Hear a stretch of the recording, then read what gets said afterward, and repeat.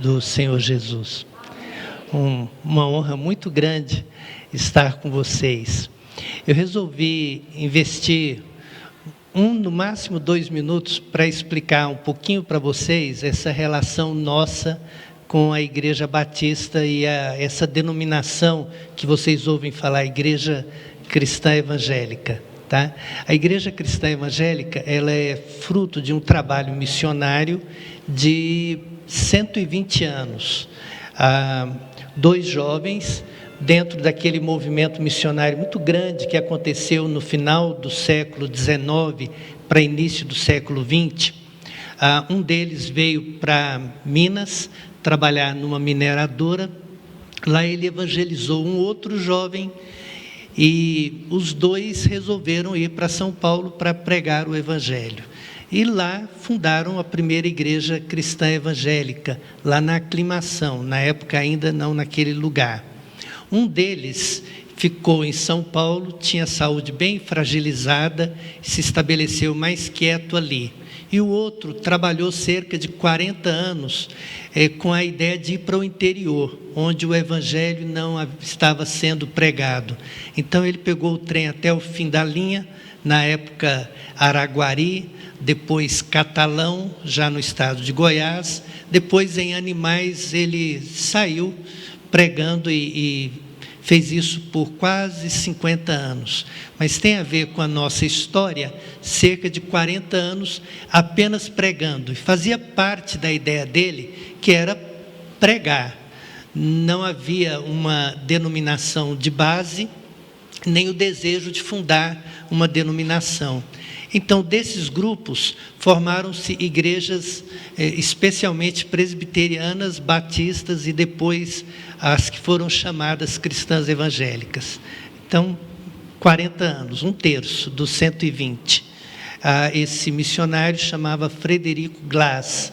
Tem um livro, Aventuras com a Bíblia no Brasil, que conta a história dele. Depois, por cerca de 40 anos, especialmente por causa desse irmão que ficou em São Paulo, que tinha a saúde fragilizada, que buscou ajuda a missionários que estavam na Argentina e também aqui no Rio. Eles se uniram à Igreja Evangélica Congregacional, fundada pelo Roberto Calley, que morava aqui em Petrópolis. Veio para Petrópolis em 1855.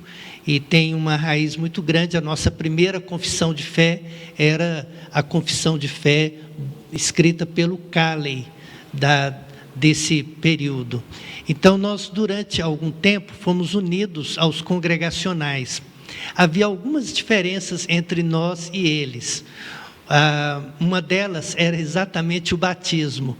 Nós geralmente batizamos por aspersão e eles por imersão. Havia algumas coisinhas que na teologia, e até que não houve como caminhar juntos. Por causa disso, a região onde as igrejas de Goiás e parte de São Paulo, etc., continuaram sendo chamadas igrejas cristãs evangélicas, e onde havia igreja congregacional, nós não entrávamos. Por isso, vocês raramente vão encontrar uma igreja cristã evangélica aqui. Apenas uma igreja aqui em São José do Vale do Rio Preto, a igreja de Queiroz, na época permaneceu cristã evangélica, aqui isoladinha aí. Agora temos igreja em Cabo Frio e no Rio também, mas até cerca de 40 anos ligado aos congregacionais. Separados deles, nós começamos a construir um novo período, uma nova fase, mantendo a identidade Igreja Cristã Evangélica do Brasil. É uma denominação doutrinariamente muito parecida com a Igreja Batista. Administrativamente é uma mistura de presbiteriano e batista. A gente tem a ideia de que a igreja, a congregação é a principal autonomia, então as decisões maiores são no que nós chamamos de assembleia, vocês de sessão, mas temos uma estrutura de liderança, o conselho, um pouco mais forte porque toca o dia a dia com mais autonomia do que geralmente numa igreja batista. A nossa ligação com os batistas é muito grande porque sempre caminhamos próximos. A minha, pessoalmente, eu fui reitor do seminário da Igreja Cristã em Anápolis por muitos anos. Eu leciono lá há 44 anos. Parece a minha idade, mas não é não, tá, gente? E sempre tivemos alunos batistas e professores batistas. Um deles é o pastor Geraldo Ventura. Quando o pastor Juraci Bahia foi executivo da Convenção Batista Goiana, e então nós nos aproximamos bastante, e daí vem toda essa amizade durante todo esse tempo. Tá certo? E, na verdade, o meu mestrado é na Faculdade Batista de São Paulo também. E para complicar um pouquinho, meu nome é João Batista, mas eu sou cristão evangélico. É sempre um privilégio, uma honra muito grande, uma bênção estar com vocês. Nós somos muito gratos pela maneira como vocês caminharam conosco como família, especialmente no período mais duro que vocês tomaram conhecimento. Nós passamos um período de muita luta com a morte do nosso filho, que era pastor em Brasília. Depois, a minha saúde muito fragilizada, fui acometido de câncer, um tratamento muito delicado, muito doído. E a gente tem muita gratidão por tantas pessoas que acompanharam a gente, caminharam conosco, e a gente quer registrar essa gratidão. Tá? Vamos abrir a Bíblia, a palavra de Deus. Ontem eu tinha um desafio, não falar do Juraci, mas pregar a Bíblia. Eu tinha 7 minutos para pregar a Bíblia, então não ia gastar falando do Juraci, por mais que eu goste dele. Agora, eu não quero ficar falando da minha igreja se eu vim para falar Bíblia. Eu já abusei bastante. Josué, capítulo 3. Josué, capítulo 3.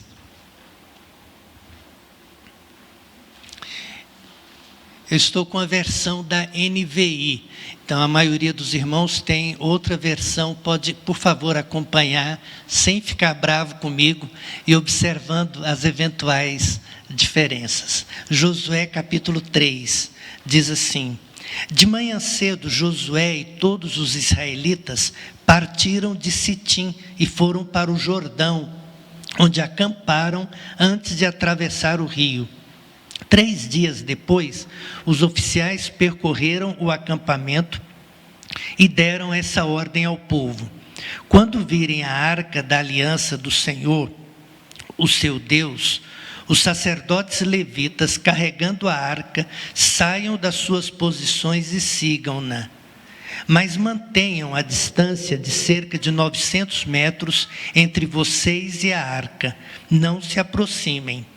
Desse modo saberão que caminho seguir, pois vocês nunca passaram por lá. Josué ordenou ao povo: santifiquem-se, pois amanhã o Senhor fará maravilhas entre vocês. E disse aos sacerdotes: levantem a arca e passem à frente do povo. Eles a levantaram e foram na frente.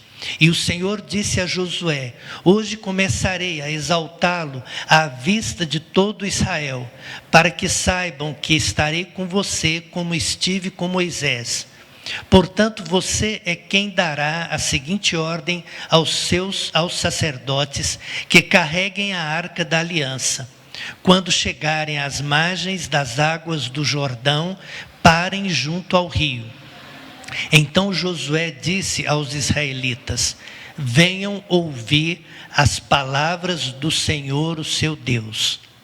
Assim saberão que o Deus vivo está no meio de vocês, e que certamente expulsará de diante de vocês os cananeus, os hititas, os heveus, os ferezeus, os girgazeus, os amorreus e os jebuseus. Vejam, a arca da aliança do Senhor de toda a terra atravessará o Jordão à frente de vocês. Agora escolham 12 israelitas, um de cada tribo. Quando os sacerdotes que carregam a arca do Senhor, o soberano de toda a terra, puserem os pés no Jordão, a correnteza será represada e as águas formarão uma muralha. Quando, pois, o povo desmontou o acampamento para atravessar o Jordão, os sacerdotes que carregavam a arca da aliança foram adiante. O Jordão transborda em ambas as margens na época da colheita. Assim que os sacerdotes que carregavam a arca da aliança chegaram ao Jordão e seus pés tocaram as águas, a correnteza que descia parou de correr e formou uma muralha a grande distância, perto de uma cidade chamada Adã, nas proximidades de Zaretã. E as águas que desciam para o mar de Arabá, o mar salgado, escoaram totalmente. E assim o povo atravessou o rio em frente de Jericó. Os sacerdotes que carregavam a arca da aliança do Senhor ficaram parados em terra seca, no meio do Jordão, enquanto todo o povo de Israel passava, até que toda a nação o atravessou, pisando em terra seca. Amém. Que texto lindo, não é? Um texto bíblico muito especial. Ontem nós tivemos aqui uma cerimônia de jubilação. Uma coisa boa é verificar como, de alguma maneira, Deus abençoou tão especialmente essa igreja e o pastor Juraci, ao ponto de que um pastorado não foi acabado, mas ele foi concluído. Isso é uma bênção de Deus. Quando um pastorado é concluído, sem deixar a igreja ferida, sem aquela situação pesada e sem que o pastor seja ferido.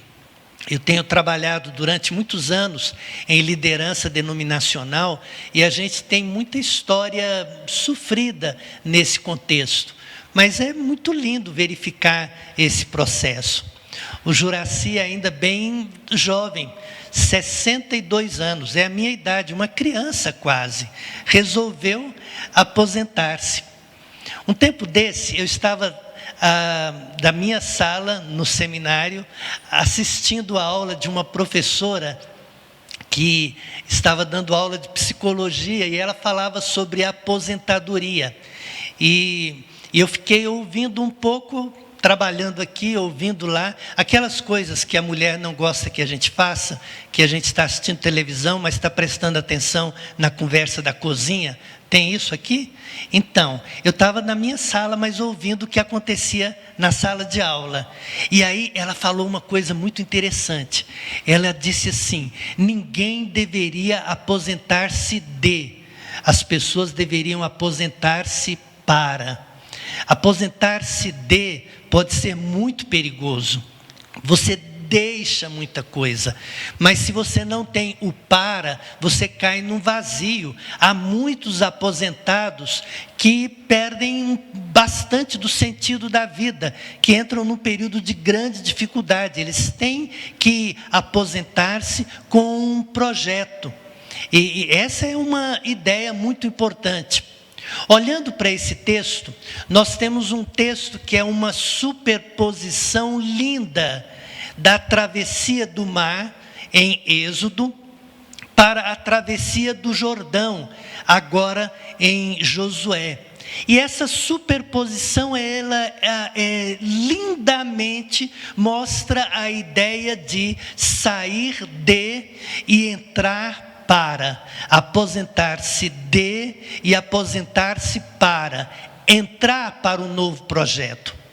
A travessia do mar era uma libertação, era uma saída da terra do Egito, da prisão, do sofrimento, da angústia, dos trabalhos, das lutas, das dificuldades familiares, da perseguição, da dor, de um império que os controlava, que os mantinha sob dominação.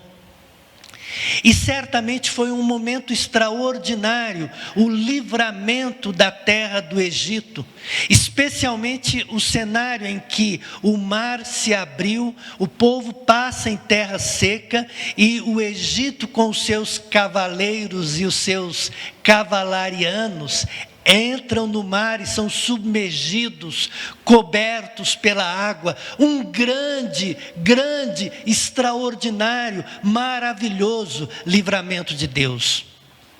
Mas quando Deus se manifestou a Moisés e disse: olha, eu tenho ouvido a aflição do meu povo, eu tenho visto o seu sofrimento e eu desci a fim de livrá-los, Deus não parou aí. Ele disse: eu desci a fim de livrá-los, e eu lhes darei uma terra que mana leite e mel. Não era apenas um livramento do Egito, mas era uma promessa de uma terra prometida, de uma terra maravilhosa, a terra que mana leite e mel. De modo que as duas faces da dobradiça, as duas faces da folha, a ideia de Deus era tirá-los e levá-los para, segundo um projeto maravilhoso, instituído por Deus, para a glória desse Deus, para a felicidade desse povo. E o plano de Deus era mais do que tirá-los de uma nação ímpia, mas era formar com eles um povo especial. Esse é o plano de Deus. O apóstolo Paulo, na carta aos Colossenses, ele diz que Deus nos libertou do império das trevas e nos transportou para o reino do Filho do seu amor, no qual temos a redenção, a remissão dos pecados. O projeto de Deus era formar para si um povo exclusivamente seu, zeloso de boas obras, que experimentasse da sua provisão, do seu cuidado, do seu amor, que tivesse uma relação nova com Ele, que habitasse a terra na presença de Deus, era estabelecer um novo reino. O plano de Deus também para nós é fazer de nós povo exclusivamente seu. É isso que Pedro fala quando se refere à igreja, nação santa, povo de propriedade exclusiva de Deus. Quando nós acompanhamos a história, vamos verificar, lamentavelmente, que o povo que é liberto do Egito, nem todo o povo entra para a terra prometida. Moisés, no livro de Deuteronômio, ele alerta, no capítulo 7 especialmente, ele toma o cuidado de detalhar e de alertar o povo acerca dessa questão. Ele disse: olha, o plano de Deus era dar a vocês uma terra. Ele prometeu que tiraria daquela terra o povo que era um povo ímpio, um povo cheio de pecado, que o juízo de Deus se abateria sobre aqueles povos, as 7 nações cananitas, e ele daria a você essa terra extraordinária. Esse era o plano, mas vocês não creram. Mas vocês foram rebeldes, mas vocês desobedeceram. Vocês duvidaram, vocês não creram no plano de Deus, vocês não confiaram no que Deus lhes haveria de fazer, e por causa disso, peregrinaram pelo deserto, esses 38 anos, libertos do Egito, mas com uma vida que era aquém do plano de Deus. O salmista, no Salmo de número 106, ele faz um desenvolvimento muito lindo. É muito curioso, às vezes eu tenho vontade de ler os 105, 6 e 7, são salmos bem especiais. O 105 fala especificamente da libertação do Egito. O 107 usa algumas figuras para mostrar a obra extraordinária de Deus na nossa vida. Diz: olha, vocês eram como doentes que foram curados, vocês vocês eram como pessoas perdidas que foram encontradas, vocês são como náufragos que encontraram terra segura. Ele faz toda essa visão, mas o 106 faz uma reflexão ali no meio, dizendo: Deus tinha planos extraordinários para vocês, mas vocês foram rebeldes, desobedeceram e por causa disso deixaram de usufruir o plano extraordinário de Deus nas suas vidas. A experiência do povo de Israel no deserto lembra muito a experiência de tantos que foram salvos. São crentes, sim, que coisa boa. Viviam no império das trevas, foram resgatados, estavam entregues aos vícios, foram libertos. Mortos nos seus delitos e pecados, mas encontraram vida. A salvação é algo extraordinário, mas é lamentável quando encontramos dentro do contexto da igreja uma vida cristã ou uma vida religiosa aquém do plano de Deus.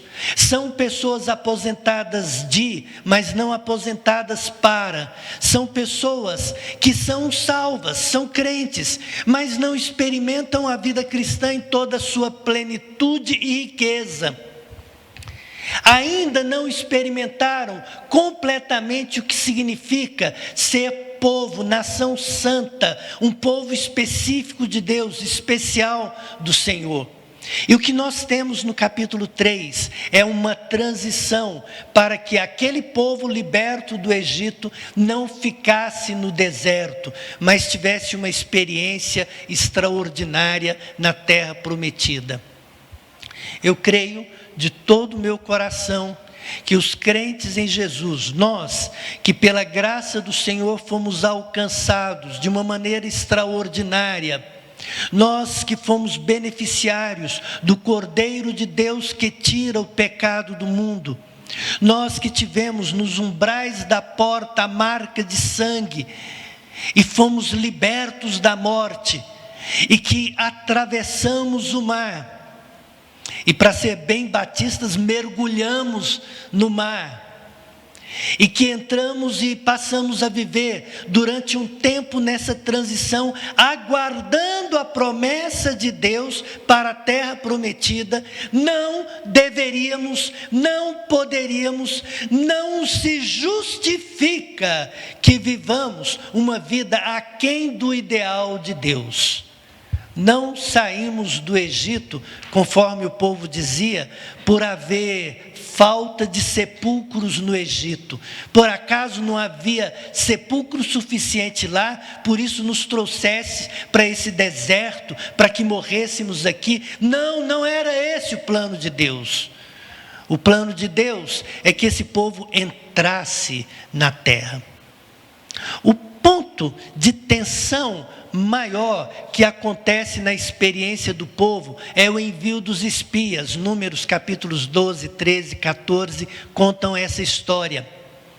Era o momento em que aquele povo liberto deveria entrar na terra. Os espias foram enviados para conhecerem a terra e perceberam que Deus falava sério. Perceberam que Deus de fato tinha como cumprir as suas promessas. A terra era de fato maravilhosa, o fruto era abundante, havia uma enorme riqueza, tudo aquilo era lindo, mas aquele povo não creu que Deus era capaz de agir de tal maneira a lhes dar, a lhes entregar nas mãos a terra prometida. E por causa disso, diz o texto, eles murmuraram contra Moisés. E à exceção de Josué e Calebe, houve um movimento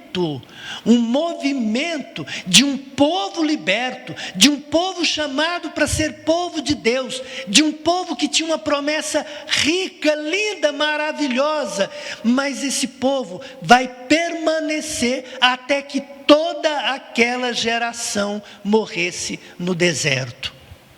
e apenas Josué e Calebe entram na terra prometida. Capítulo 2, nós temos novos espias. Os novos espias se encontram na casa de Raabe.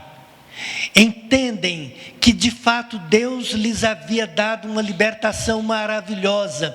O testemunho, por incrível que pareça, vinha da boca de uma mulher prostituta, que se tornaria de prostituta a princesa, de uma mulher estrangeira, ímpia, parte de uma nação condenada, ela se torna parte da genealogia do Senhor Jesus.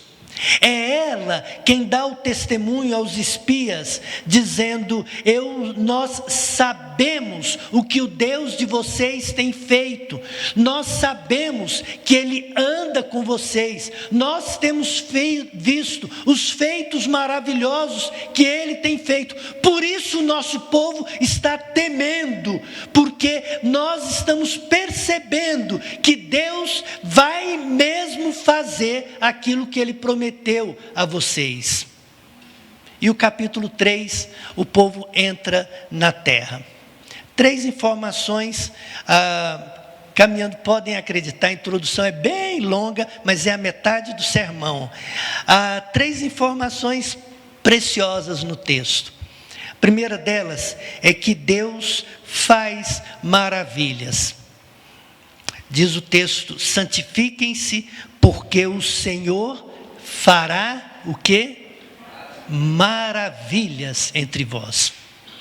Ele é o Deus soberano, Ele é o Deus encantador, Ele é o Deus maravilhoso, Ele é o Todo-Poderoso. Ele prometeu e Ele cumpre. Ele fará maravilhas no meio de vós.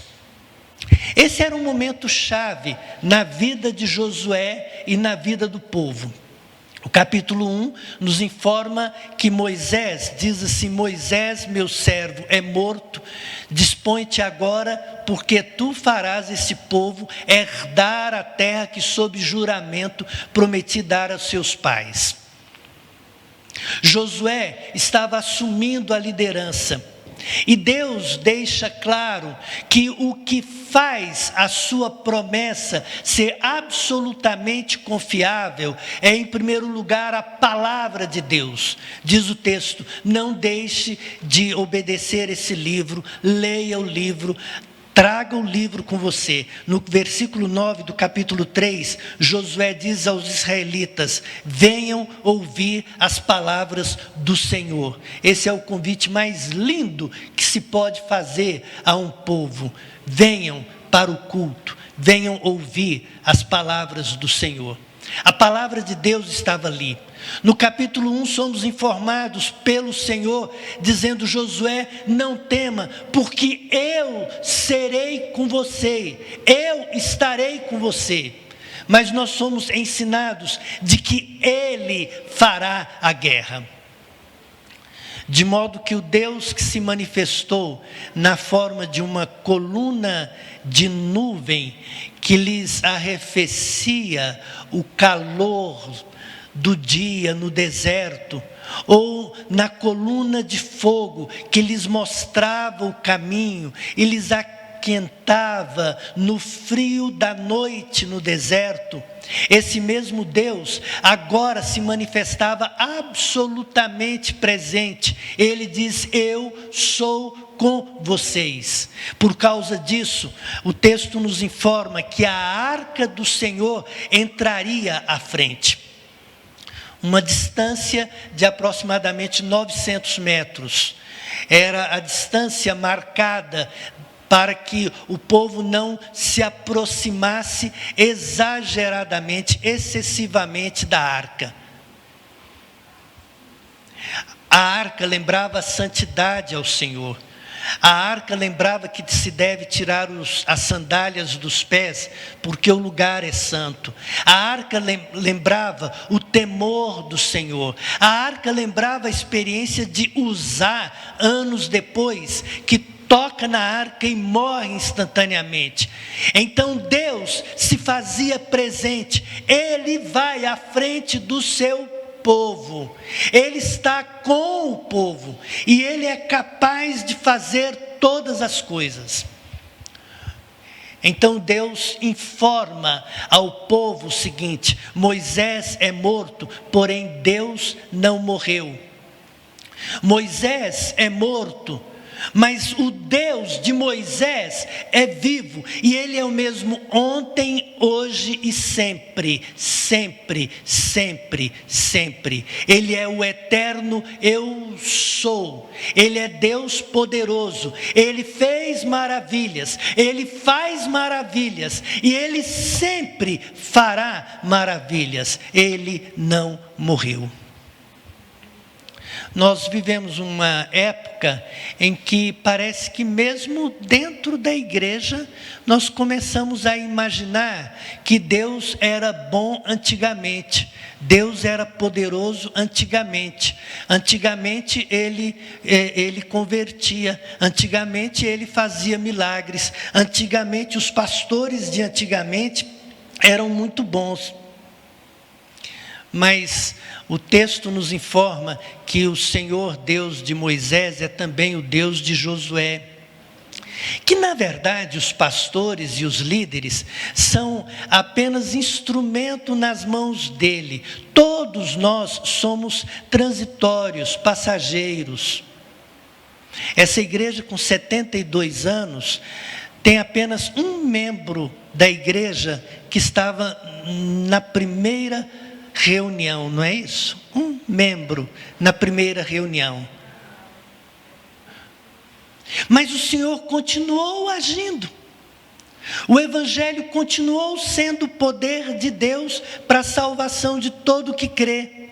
Aquele Deus que fez maravilhas continua fazendo todos os dias, sempre. Ele é verdadeiro, Ele sim faz maravilhas no meio do seu povo. Essa informação era extremamente preciosa para um povo que havia perdido o seu grande líder, para um povo no projeto de transição, mas especialmente para um povo que tinha uma promessa maravilhosa de Deus, de um futuro conduzido por Ele próprio, um futuro que incluía lutas, guerras, mas que incluía vitórias maravilhosas, que incluía a abundância da bênção de Deus na vida do seu povo. Nós temos futuro quando nós sabemos que a glória de Deus não enche apenas a terra, Ele não é apenas o Senhor da geografia, mas a glória de Deus enche o tempo. Ele é o Senhor da história, Ele é o Deus da meta-história, Ele é o eterno eu sou, em todos os tempos, em todos os momentos, Ele é o Deus capaz de fazer maravilhas, e Ele faz maravilhas. O texto vai nos informar também que Ele faz maravilhas no tempo e da maneira dEle. Essa informação é muito interessante. Deus chama Josué e fala: eu vou colocar vocês na terra e faço da minha maneira. A criatividade de Deus é uma coisa impressionante. Nem sempre Ele faz no tempo nosso. Durante o período de tratamento de saúde a que me referi, nós lidávamos com duas dificuldades. No primeiro momento, era o nosso netinho que estava no acidente e que ficou em coma durante muito tempo. O coma de um netinho de 5 anos de idade pode durar não tanto tempo, mas para a gente é uma eternidade. É uma dor tão grande.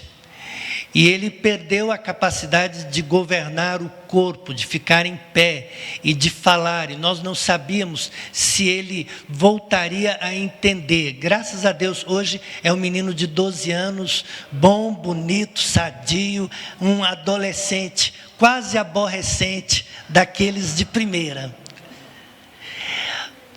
Mas a angústia é que parece que Deus demora. Parece que Deus não faz como nós imaginamos. Parece que nós queremos que Deus tire as coisas da nossa frente. E Deus age de maneira extraordinária. Ele conduz como Ele quer. No tempo dele, Ele coloca o povo. E Ele resolve estabelecer uma guerra. E Ele trabalha para tirar o povo da terra. É muito curioso verificar que essa região do Jordão, ela está, segundo o próprio texto nos informa, ela está a aproximadamente 25 quilômetros de um lugarzinho chamado Adã, nas proximidades de Zaretã. É curioso que a geografia mostra que ali o lugar da travessia vem descendo o Jordão e a cerca de 25 a 30 quilômetros a geografia nos mostra uns cânions lindos, extraordinários. O rio passa como uma língua ali embaixo e de um lado e do outro os montes estão ali. Então os estudiosos dizem, por alguma razão, algo aconteceu, como acontece eventualmente aqui em Petrópolis, Itaipava, nessa região da serra, alguma coisa aconteceu que o monte ou desbarrancou e entupiu o rio. Ele desceu em algum momento, e quando desceu, abaixo dele houve terra seca, e houve uma inundação apresentada no texto, que diz que naquela época, versículo 15, o Jordão transborda nas margens, na época da colheita, de modo que a terra seca se fez, o povo passou, e então a água rompeu a barreira de lama, de pedra, de terra, e filtrou, e voltou novamente, e o rio volta ao seu leito. Ele faz coisas ordinárias e extraordinárias, naturais e sobrenaturais. Faz como Ele quer. Usa a natureza, mas Ele pode intervir quando Ele quiser, como Ele quiser, no tempo que Ele quer. Por alguma razão que aí os estudiosos não têm como explicar, a chuva caiu naquele exato dia, a pedra e a lama entupiu o rio naquele exato dia, o povo passou naquele exato dia, todas as coisas aconteceram naquele exato momento. Se quisermos racionalizar, Jericó também, por alguma razão houve terremoto, mas naquela hora, que coisa mais impressionante, Deus faz as coisas do seu tempo e da sua maneira. Quando no barquinho a chuva veio, o vento açoitava o barco de um lado para outro, os discípulos com Jesus dormindo do lado ou atrás, lutando aquele desespero imenso, e percebendo que a chuva não cessava, que o vento era impiedoso e que a morte parecia iminente, eles gritam para o Senhor: Senhor, o Senhor não se importa que pereçamos? Ah, quantas vezes tive o desejo de falar: Senhor, o Senhor não se importa. Não se importa que a minha mãe sofra tanto, não se importa que essa criança, ainda anteontem, nós lidávamos com uma netinha de um colega nosso, de um desses grandes amigos, e a minha esposa falava assim: não tem explicação, porque uma criancinha de 5 anos tem que sofrer tanto? Será que Deus não se importa? E quando eles disseram: o Senhor não se importa, ele se levanta e fala sobre a falta de fé manifesta por aqueles homens, e diz ao vento: acalma, e a chuva cesse, e fez-se grande bonança. Deus é capaz de maravilhas, Ele faz da maneira dEle, Ele faz como Ele quer, surpreendentemente Ele age, porque Ele não perdeu o controle da história, Ele nunca deixou de nos amar, nada foge ao seu controle. É claro que não dormita nem dorme o guarda de Israel, Ele está conosco. Mas finalmente o texto diz que Deus faz maravilhas no meio do seu povo e por meio do seu povo, a partir de um povo santo.